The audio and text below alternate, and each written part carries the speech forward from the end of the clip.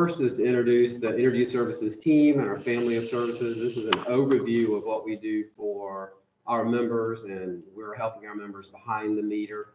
Next slide. Just a little bit about Berkeley Electric Cooperative, which y'all certainly know about Berkeley. I've been here since a little after it got started back in the 80s, but started in 82 years. We've been around. Last year we broke 4 billion kilowatt hours purchased, 115,000 meters, and 88% of those are residential. We spend the majority of our time with our members on the residential side, and we're growing, of course, everybody knows, at 600 meters per month. Now, of all the meters we have everyone has hourly data so that we can help our members, whether it be commercial or residential, and except for 6 members. And that goes back to, like, when I started, we would take a reading at the beginning and the end of the month, and you had to figure out what happened in between there to help a member. Now we use an hourly data to help our members with extraordinary ability to help these members. We'll go to the next. So the family of services and the energy services team, who out there in our company is going to work with the members to help them understand the product that we sell them, electricity? What tools do we have to answer their questions and resolve and improve their situation? And who can they trust for the decisions on energy investments in their home or their business, equipment, building science, electric rates, solar PV evaluations? We're the team that can help answer those questions and help our members. And that team is made up of, Mark, Tim, Loretta, Tamika, Josh, and, the whole team, and me. Got on me. So. And welcome, Josh, over from IT. We definitely needed some help getting started today, and we'll be better at it next time. Next slide. After this one? Okay. Yes. Oh, no, it was just the one after the 15. Talking about the family of services, one of the big things we do is high bill education for our members. And with the energy audits, we're doing those both virtual and also in-house. And by virtual, I mean using the hourly data to look at what pattern of energy use is the home using, and we can help the member understand what appliance is driving a high bill, or whether the member needs to focus to try to lower their energy bill. The proactive high bills has been phenomenal in helping our members. This allows us to contact the member before they have a bill is received and help them start solving the problem from the very beginning. It also is a fantastic partnership with our billing department. Melissa is the one actually sending those over to us and reviewing it, so she does a fantastic job with that. And our whole team does a great job helping members. High bill assignment now. We have been doing the high bills through NISE and through contact tracking, and we will be recording those as going forward. But also Amy has helped us get into the Zendesk, and so we want to be Zen in our effort to help our members. So that's going to come over as a group that we can work the tickets coming in and help our members. And of course, we use contact tracking to copy the information of contacting the member over into there. And the high bills, can you see all of it? So, sorry, can't see if you read. So can't see all of it. And basically the high bill support is with our the entire group. Loretta, Josh, Mark, Tim, and myself, and also Burt Walling has been great to help us during the peak high bill season. Going to water heaters next. And these programs, we're going to get into more details as we go through the lunch and learn, expand on going through them. But most of the family of services we have that are program based are typically designed so that we are providing a service to the member, but also getting a return or a lower or reduction in our demand cost, so that we can get, paid for really our effort. And the H2O Select program, we have over 4,000 members covered at the 50-gallon and 80-gallon levels, $7 and $11. And the revenue that we get from that covers all of our internal costs, and we have margins, left over from that. The H2O Advantage program is a low control program that really started in the early 1980s for Berkeley, and where we do water heater low control during our peak hours. And from that, we are getting savings. We are getting savings about $100 per year from that. Mark Timms and Tim Swicord are the primary managers of that program. Okay, on bill finance, we have Loretta.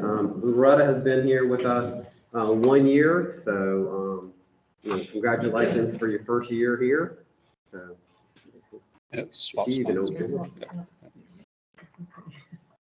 So we've got 2 loan programs that our members can take advantage of. The first is our Home Advantage loan, and that is where they can finance new HVAC equipment and weather stripping organization for their home through us. But to start the program off, we do an energy audit with a blower door test where we put a big curtain up and depressurize the home to find key leakage points throughout the home. So we put the curtain up, walk around the house, and check for areas where air might be coming in. And then we test the ducts for leakage, for repair, and or sometimes replacement. And that can be included in the scope of work. Typical payback for these measures with weatherization and duct repairs is 6 to 7 years. You can finance up to $15,000 through us. It's for 10 years, and it's 5% interest financing. And we usually do about 90 loans per year with this program. And the folks that do the Home Advantage loan or the audits for this are myself, Mark, and Josh. The other program we have is our Energy Advance loan, which is through Farmers and Merchant Bank. Typically their interest rates are like 9.5 to 11.5 or 11%. So members can finance through them. They can make it's on bill financing through them as well. The contractor works on the scope of work for that, and then we do a final inspection after that's taken care of. So it's frozen. There we go. Okay. Heating and air rebates. We have a couple rebates that are available to members. The first is our dual fuel heat pump, where the heat pump is the first stage, which uses electricity to heat and cool the home. And then for backup heating, this would go to gas for the backup instead of like the electric strip heat. So it provides a lower heating cost for our members when it operates as a heat pump, with the low cost for the coldest weather being the gas backup.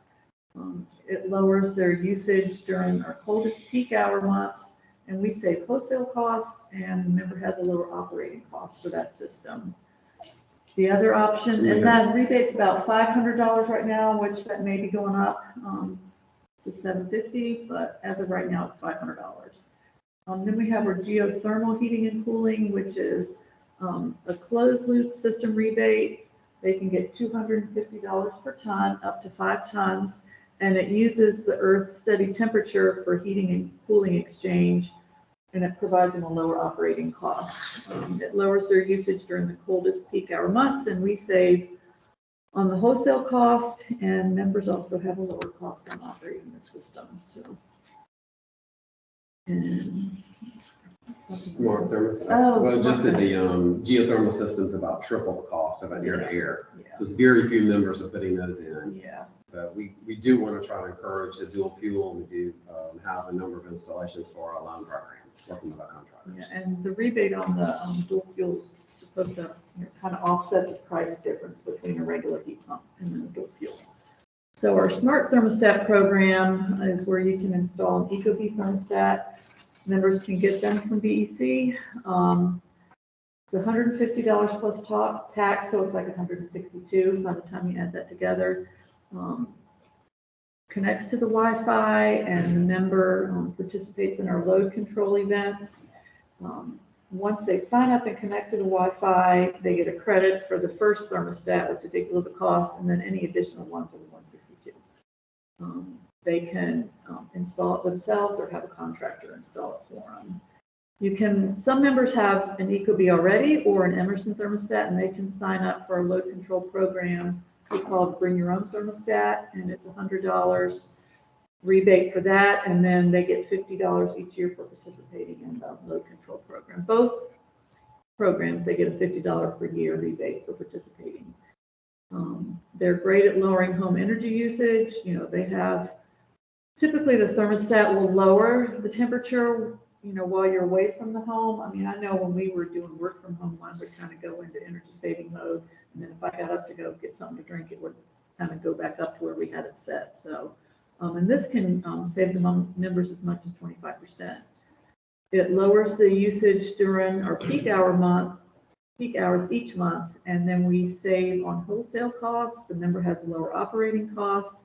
And it provides us with triple the value and wholesale cost savings compared to the water heater load control program.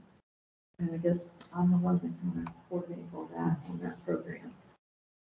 Yeah, I mean, that's a great program. It's something we definitely want to grow.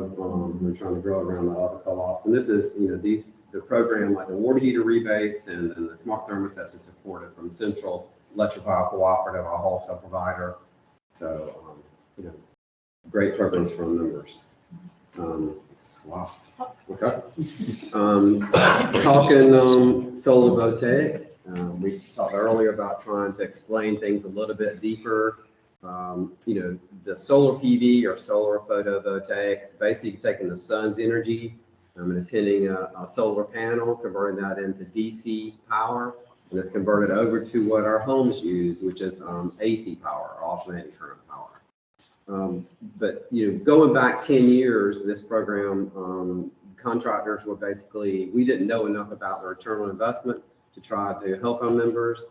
And so we've gotten educated on our team to try to help our members understand the value and not get ripped off, from putting in solar PV.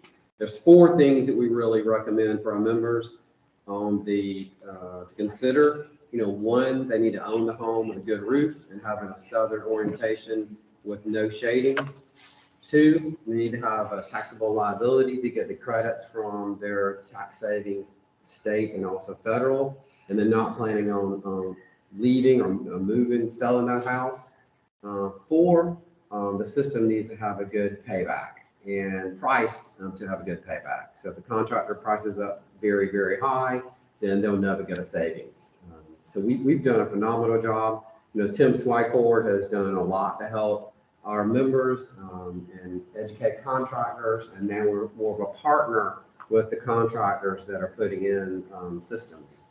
One thing we do proactively reach out to neighborhoods that are having door knockers, and if we hear the contractor selling the solar PV is misleading the members, we did do an out last week, and because of the activity, we actually had 25,000 shares on our Facebook page as a result of chatter about our concern, Berkeley Electric Cooperative concern for members getting ripped off or scammed. So, very good communications there. You're right. We have over 1,200 members that have solar systems installed residential, and they average around 6 kW. 6 kW is around 24 panels. That does about 900 kilowatt hours of production per month. And of course, we have a very good rate in place now where a member offsets their their purchases from us, lowers their purchases, and then their surplus is about 5.5 cents per kilowatt hour. So it's a really great program and not a subsidy for other members. If we have somebody moving in, putting in solar, then your neighbor co-op member is not paying for or subsidizing them. So it sits on its own bottom. Tim Swycord has been the primary support for this program and has done a fantastic job with that. Switching over to the next slide. On our website, we have partnered and actually the co-ops through South Carolina through Central Electric have Choose EV, and on our website, there's a tab that says electric vehicle information. And from that, you can do a deep dive on comparing gas-powered vehicles to electric vehicles. You can look at pricing and do comparisons of savings. And keep in mind, there's not many vehicles right now that's electric or battery electric vehicles. But just looking at Volvo has the introduction, the S40 SUV, and that's the comparison I'm doing on this slide. They would do the Polestar SUV battery vehicle, and also the S90, which is the larger SUV. So right here in our area, we're working with the cities. Right now, we're working with Goose Creek and looking in Moats Corner also to try to put a public charger. We have chargers installed for the public in our Johns Island district office and at our headquarters. The great thing about the electric vehicles, of course, there's no emissions at the vehicle itself, but the cost to fuel to run the vehicles is much lower. If you look at our retail rate right now, and $3.50 per gallon for a vehicle is 25 miles per gallon. Compared to each other, the gas is around 12 cents per gallon, 12 cents per mile. So 12 cents you spend every single mile on gas. And if you had electric at our retail rate, it'd be about 4 cents per mile. So it's a tremendous reduction. In this example, we're showing on our retail rate, dropping about $100 per month to drive a small SUV on electric. And with our off-peak rate, that drops even 40% more savings. So it's a great program. Next slide. Getting into, has there been any questions in here? I haven't heard any questions so far, so we can do some questions as we go. And we can go back to questions. On the high bill tip of the day, this is looking at what we do to help our members and doing a little bit of a deeper dive on the hourly data. I kind of want to show you folks about what we see. During the heating season, especially when we're doing the proactive high bills, you can see a bill can go through the roof when we change seasons. And sometimes it can be the cooling system is running with the heat. So you're basically trying to heat and cool at the same time, which results in very little cooling coming out of the system to try to cool your home. And it would run and run all the time. And then this could be like a wiring or contactor stuff.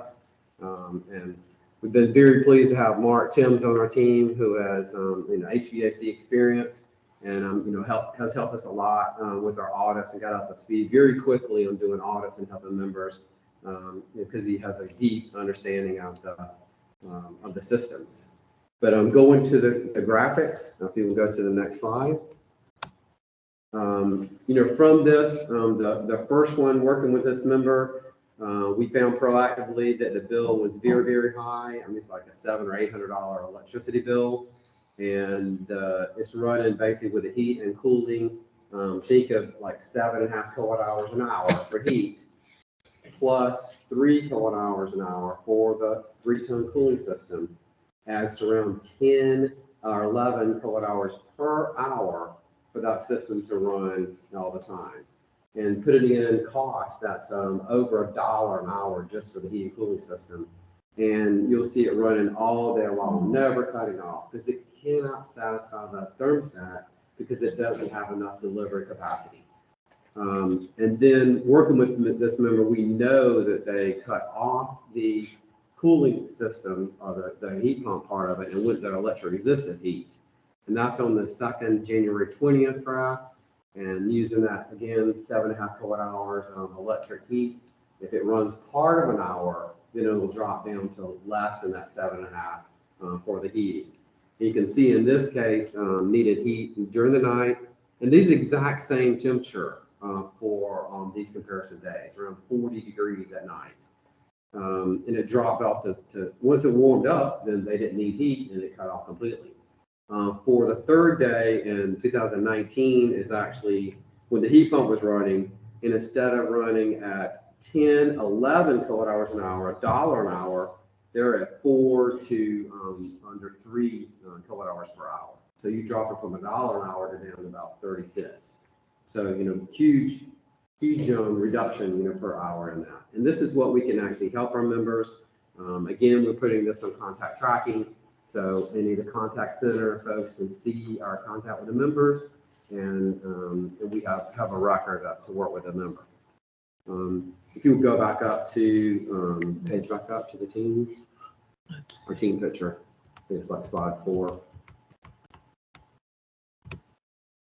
And I don't know how we are on time. We're actually at 12:38 right now. Talk pretty quick, through everything. Is there any questions in the room about our programs or something you wanted to ask about from that standpoint? I want to ask about the solar. Is it still a use it or lose it? I think it was it in June that whatever they didn't use went away and they had to start over? Okay, the question is for the net metering members. We have 500 members that have net metering, and they are, quote, grandfathered in and through 23-24. And their reset is at their power bill on September of each year. So if they have extra kilowatt hours that they do not use to lower their use in their September bill, they have surplus in that September, it gets zeroed out, and then they start all over again. The new people that are getting solar under that same? And the question is it the same rate for members to get net metering? And no, we have what's called the renewable surplus credit, and our members can put on solar. We limit the amount of solar in the home to about 95% of their annual use, and they can't go above that amount. And their production from the solar system can lower their actual use in the home. Think about the middle of the day when the sun is out. If they're needing power during that time period, it is lowering, and they're getting a full retail price for those kilowatt hours they do not use. But for their extra kilowatt hours, we are giving them the value of solar, which is about 5.5 cents per kilowatt hour. So about half our retail cost per kilowatt hour. So great question. So how do we get the question out of there? I guess, I don't know. To turn on her mic. Yeah, she's on her mic, we should hear her. You have it on. Louise, can you hear us? Go ahead. Yes, I can. I don't know how to do that. You can go ahead with your question. Okay, thanks. I just had a question about the Johns Island District EV charger. Is that something that's available to our members now? And if so, do you have any kind of data on the usage? Yes and yes. And the question, of course, everybody can hear it down there, and we can hear it here from the speaker about the Johns Island charger. It's a 2-head charger, and it's through a service provider called ChargePoint.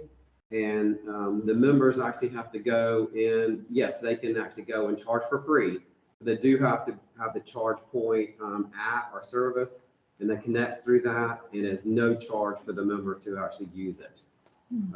It is around 7 kW charger per head, so that's charging about 21 to 25 miles per hour of charging. In the Moncks Corner corporate headquarters, the system will be double that capacity. It'll be a 15 kW system, so it'll be able to charge, quote, 3 times 15, about 45 miles of range per hour, and it'll be at our corporate headquarters. And we're going to have one also for our set up here for the employees also. Do you know how often it's been used since it's been in service? It is not being used very often at all, by our members. We only have a few, chargers, going in there. So it is not being used much at all. But it is a resource that publicly, members that have electric vehicle, you can go to the, available chargers in the public, and they can see that charger and actually go there and charge up. Right. So what do they do while they're waiting? That's up for them to decide that. I think we did have somebody that dropped off a car and it stayed overnight. So they probably dropped it off and went back home, had a buddy system going. I got you. Thank you, Eddie. And then that's a good point about these chargers we're doing with the cities. We're wanting to try to do them in a public place. One say looking at a restaurant, our hotels are putting in chargers, for their space.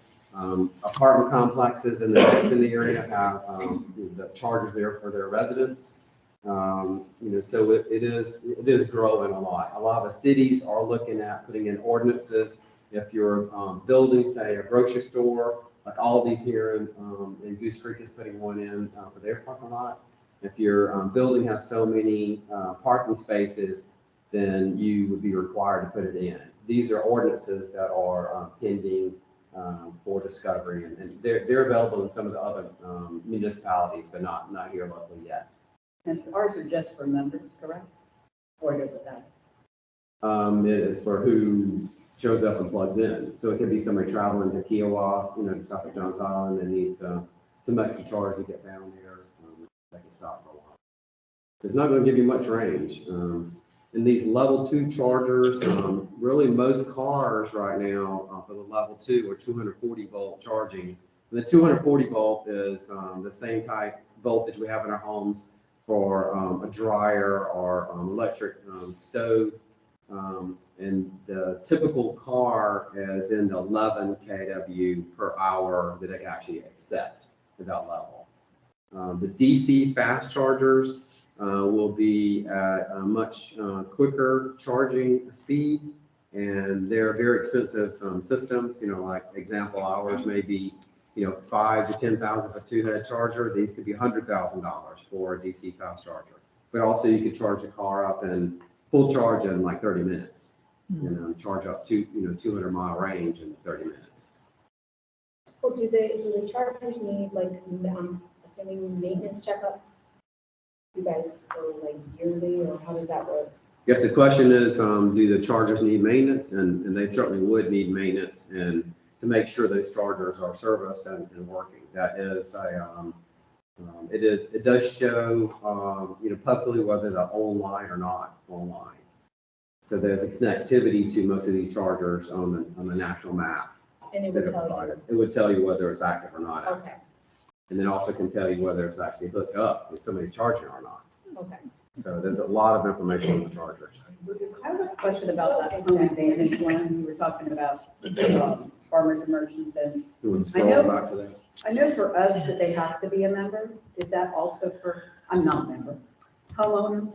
Is that the same for farmers and merchants? They have to be the homeowners? as Yeah, well? the question is, for our Energy Advance Loan partnership with the Farmers and Merchants Bank, do they have to be a Homeowner, homeowner? Yes, they do have to be a homeowner. just like, and ours is the same, right? They have Yes. to own the home. Yes. So they put the loan kind of against. Yes, it is a loan or lien on the home. Yeah. And next talk, that's a good lead in. Tamika's going to be our lead with myself for next talk in Johns Island. And so our next Lunch and Learn is going to be focused on our own bill financing program. Any questions? I want to thank everybody. If there's no questions online, I want to thank everybody for joining us for the first Lunch and Learn. We've enjoyed sharing with the Loretta Moore the stage today, and our whole team here. We thank everyone for supporting energy services and making us the best. We are the best energy service team in the country, period, bar none, along with this company and everybody we work for. We want to thank everybody. Thank you.